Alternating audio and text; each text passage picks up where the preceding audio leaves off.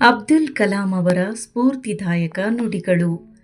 ಕನಸು ಎಂದರೆ ನೀವು ನಿದ್ರೆಯಲ್ಲಿ ಕಾಣುವುದಲ್ಲ, ಅದು ನಿಮಗೆ ನಿದ್ರೆ ಬಾರದಂತೆ ಮಾಡುವ ಗುರಿಯಾಗಿದೆ.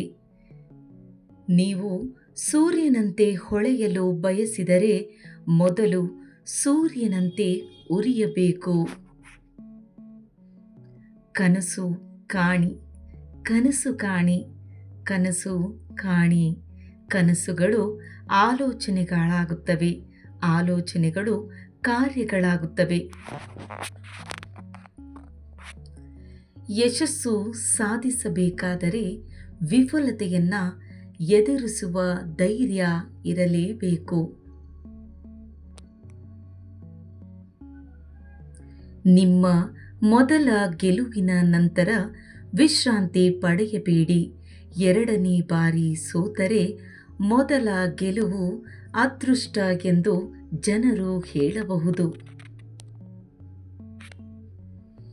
ನಿಮ್ಮ ಭವಿಷ್ಯವನ್ನು ಬದಲಾಯಿಸಲು ಸಾಧ್ಯವಿಲ್ಲ, ಆದರೆ ನಿಮ್ಮ ಅಭ್ಯಾಸಗಳನ್ನು ಬದಲಾಯಿಸಬಹುದು.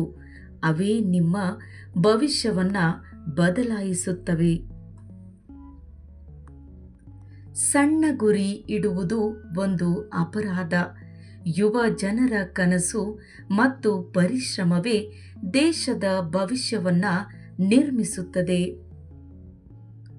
ಕಠಿಣ ಪರಿಶ್ರಮ, ಶಿಸ್ತು ಮತ್ತು ಆತ್ಮವಿಶ್ವಾಸ ಯಶಸ್ಸಿನ 3 ಸ್ತಂಭಗಳು. ನಿಮ್ಮ ಗುರಿಯತ್ತ ನಿರಂತರವಾಗಿ ಪ್ರಯತ್ನಿಸಿ, ಯಶಸ್ಸು ಖಂಡಿತ ನಿಮ್ಮದಾಗುತ್ತದೆ.